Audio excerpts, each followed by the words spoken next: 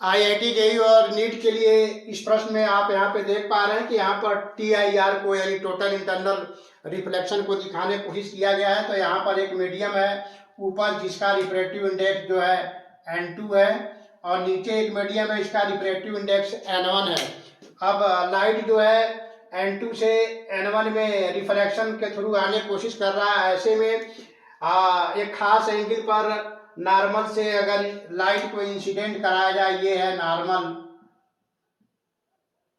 तो नॉर्मल से खास एंगल पर अगर लाइट को इंसिडेंट कराया जाए तो इसका रिफ्रैक्शन इस प्रकार से होगा कि एंगल ऑफ इंसिडेंस C है और एंगल ऑफ रिफ्रैक्शन यहाँ पर R जो है 90 डिग्री के बराबर है। ऐसे में ये लाइट जो है सेपरेटिंग तल से निकल जाएगा। तो अब अगर रेज को N2 में इस प्रकार इंसिडेंट कराया जाए कि angle of incident theta critical angle C से ज़्यादा हो जाए। यहाँ पर अगर 90 डिग्री पर जा रहा है नॉर्मल से आफ्टर रिफ्रैक्शन, तो इस एंगल को, एंगल ऑफ इंसिडेंस को क्रिटिकल एंगल कहते हैं। अब अगर N2 मीडियम में लाइट इंसिडेंट कराया जाए और N1 में ले जाने की कोशिश किया जाए, लेकिन angle of incidence theta critical angle स्पेयर के लिए जो है उससे ज़्यादा हो जाए, तो ये लाइट उसी मीडियम में TIR के द्वारा वापस चला जाएगा, इस मीडियम में नहीं आएगा। यहाँ पर इसका इस्तेमाल यहाँ पर इस तरह से दिखाया गया है कि थीटा ग्रेटर देन C।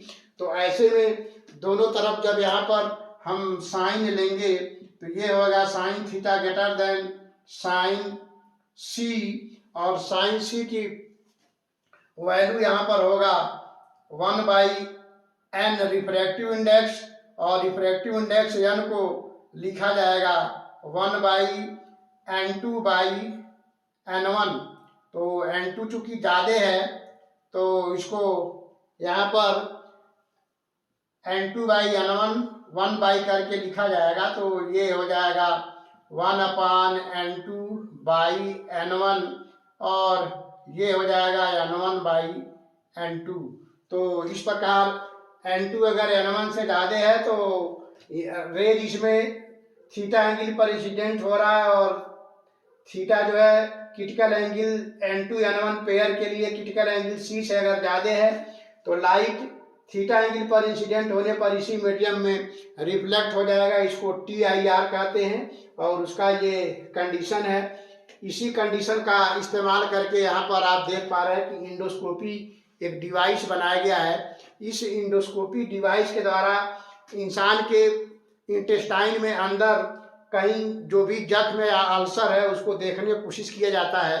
तो ये ऑप्टिकल फाइबर है इंडोस्कोपी जो TIR पर बेस्ड होता है। तो यहाँ पे आप देख पा रहे हैं कि इस इंडोस्कोपी को यहाँ ह्यूमन के यानी इंसान के इंटेस्टाइन के अंदर यहाँ पर इंटर कराया गया है। एक सिंबॉलिक रिप्रेजेंटेशन हमने बनाया है।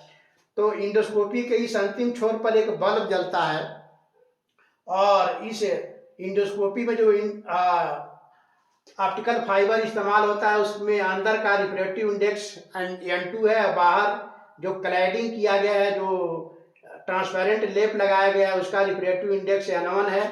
तो इस तरह से अंदर का N2 और बाहर का N1, तो इसलिए इसमें भी लाइट जो है TIR के द्वारा आगे चलता रहेगा, इस ट्यूब के बाहर नहीं निकल पाएगा। तो इसी का इस्तेमाल करते हुए इंडोस्कोपी को जब इंटेस्टाइन के अंदर ले जाते हैं इंसान के इंटेस्टाइन के अंदर, तो इंडोस्कोपी के अंतिम छोर पर एक बल्ब जलता है जिससे रोशनी निकलती है, और इस TIR कंसेप्ट के द्वारा लाइट जो है इंटेस्टाइन पर टकरा करके फिर इस इंडोस्कोपी यानी ऑप्टिकल फाइबर के ट्यूब में आएगा, और TIR के द्वारा जब एक बार इसमें एंटर कर गया तो बाहर नहीं निकल पाएगा। इसी में ऐसे TIR के द्वारा घूमते हुए यहाँ पर ऐसे बाहर निकल जाएगा और डॉक्टर्स के आँख में पहुँचता है, और डॉक्टर इंटेस्टाइन के अंदर वैसे ही देखते हैं जैसे बाहर की वस्तुएं देखते हैं। तो यहाँ बाहर से डॉक्टर जो है अपनी आंखों से इंसान के इंटेस्टाइन के अंदर जख्म और अल्सर को आसानी से देख पाते हैं। तो इस TIR यानी टोटल इंटरनल रिफ्लेक्शन का कंसेप्ट यहाँ इंडोस्कोपी में इस तरह से ऑप्टिकल फाइबर के द्वारा